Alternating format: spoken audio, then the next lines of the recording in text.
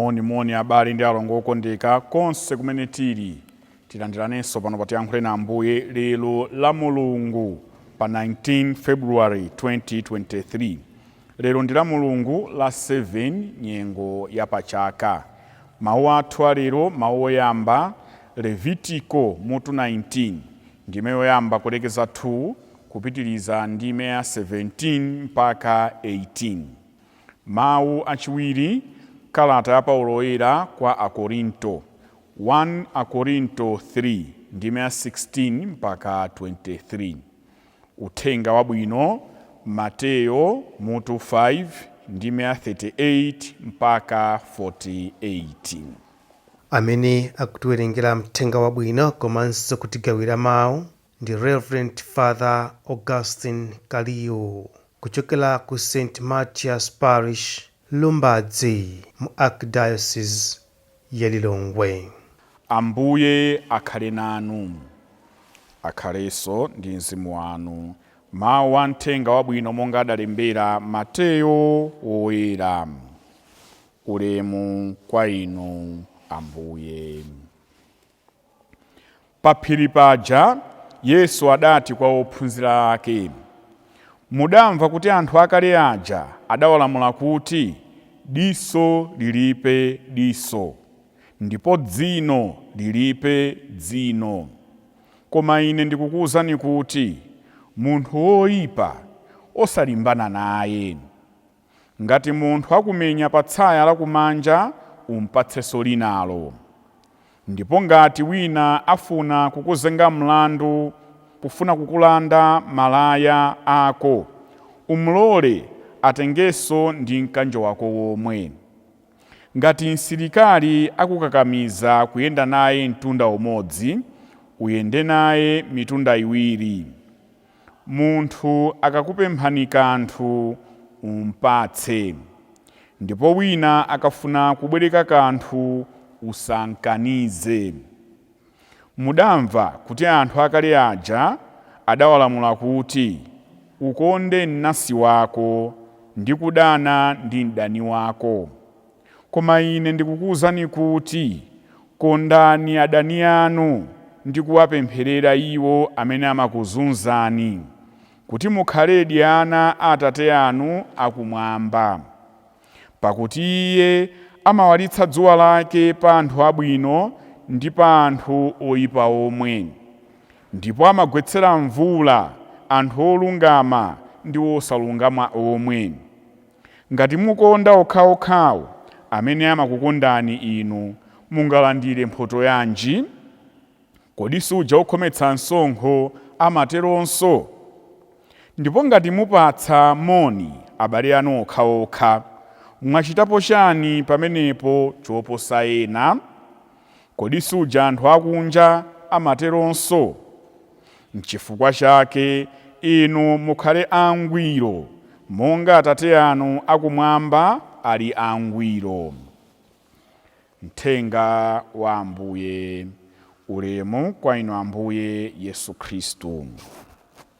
Chikondi kwa anthu amene ali anzathu kale, kaya abale athu kale, anansi athu, ma best friends, sikuti ndi chinthu chovuta, chifukwa chili ngati chibadwa kuti naturally I love this person, naturally I don't like this person. Koma lero Mulungu akutipatsa demand yayikulu, akutifunsa kuchita zinthu zimene ndi umunthu wathu, kuti tigwiritsitse umunthu muja timachitira mu nthawi zambiri, zooneka ngati zovuta kwa basi. Nkumati ndikonde mdani wanga ine zitheka bwanji? Ndimfunire zabwino wondizunza ine ndimpempherere zitheka bwanji? Koma Mulungu akutiwuza ndithu kuti ndi zotheka. Chinsinsi chake ndi chani? Chinsinsi chake tikakumbukira chikondi cha Iye Mulungu kwa ifeyo anthu. Naturally, we are always driven to revenge, to hit back, to pay back. akangotipangira choyipa munthu si mkwiyo wakewo, ndipo ena kuchita mpakana kunjenjemera ndithu ndibweza sangantero yayi sangantero, he cannot do that to me, she can't do that to me, I will revenge. Uwu ndi umunthu umene zimakhalira ndithu zinthu. Koma Ambuye akuti yayi munamva inde kalero, an eye for an eye, dzino lilipe dzino, mwakuti koma ine ndikukuwuzani kuti ngakhale munthu akumenya tsayili mpatsenso linalo.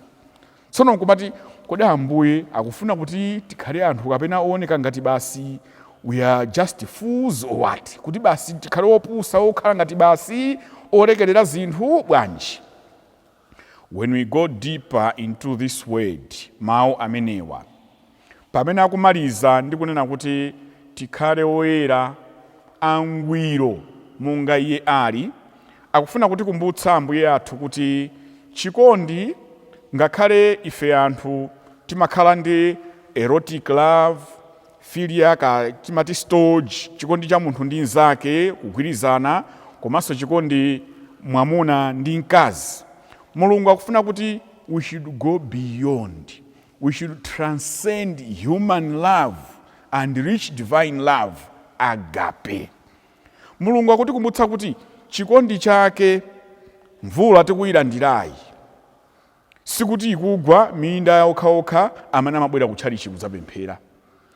Mvula ikugwayi si ikugwa kwa okhaokhawo amene timaona kuti amalimbikira kupemphera mipingo osiyanasiyana. Zabwino zimene tikuzionazi, dzuwa limene likuwaliramo silikuwalira okhawo amene ndi okhulupirika pamaso pa Mulungu ayi, koma wina aliyense. Ndiye Mulungu akutikumbutsa kuti sikokwanira kuti basi nthawi zonse poti uyu ndi nzanga ndi amene ndimuchitire zabwino, poti uyu ndi m'bale wanga ndi amene ndimpange ndithu chotheka kuti yayi apeze zabwino. Koma as long as I don't know you, you are not my friend, I don't care.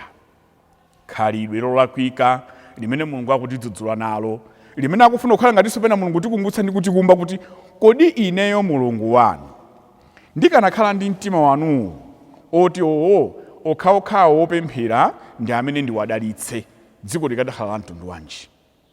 Mulungu ali ndi kupirira kwa Mulungu kodabwitsa.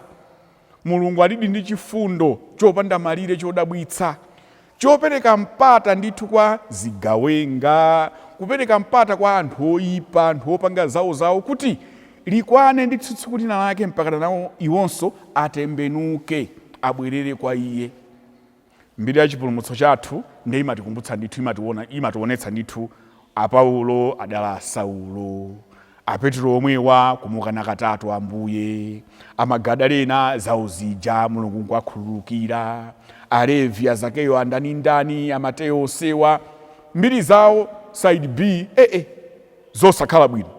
Koma onse timwatchula woyera wotani in the recent times, anthu ena amene tikakhala tikuwadziwa ndithu, ena ngakhale tikuzochitira umboni nkumadabwasi kuti atembenukadi aja tiziyamika Mulungu. Koma zonsezi chisisi chake chikondi cha Mulungu chopanda tsankho, chikondi cha Mulungu chopirira, chompatsa mpata munthu kuti atembenuke abwerere kwa iye, chosangomva kuti poti uyu ndi nzanga ndikonde ikhayu, poti uyu ndi m'bale wanga iyayi, birds of the same feathers flock together, tiziyenda tokha iyayi.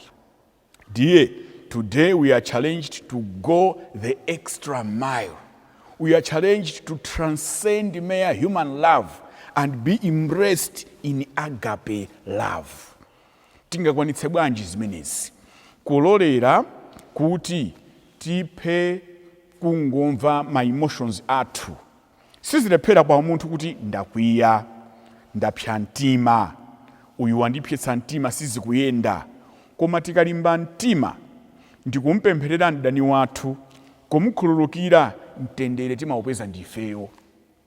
Kenakonso mawuwa akutithandiza ndithu kuti tikamakamba za chikondi kwa adani athu tidzakwanitsa zinthu zambiri zimene zimativuta moyo wathu wa tsiku ndi tsiku.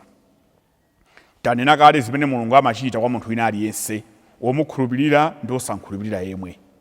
Tikaliona dziko lathu, the continent of Africa, of course we also call it a country, tiona ndithu kuti nthawi zambiri nkhondo zimene zilipo, we can blame others.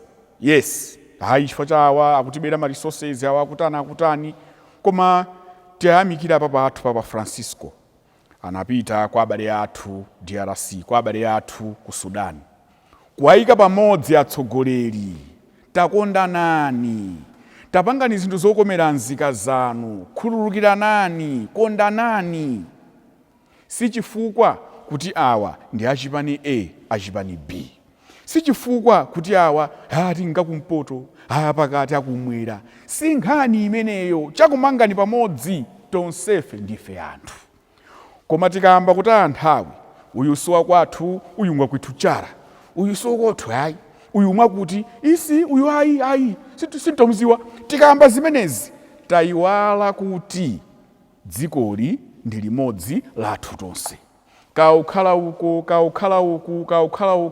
one people, one country, one nation, different color, one people. Chikondi tikachitsogoza ndikuchitira zabwino wina aliyense mopanda tsankho, odzakondwera ndi miyanda ya anthu, osati kachigawo kakang'ono kakaka anthu ayi. Taganizane mwana athu ena amene chifukwa cha chikondi Mulungu bwanjisisi chake, wamtundu uyu wakwatira wamtundu uyu, kodi ana obadwawo tiyamba wang'amba pakati kuti iwe pita uku, zingatheke zimenezo?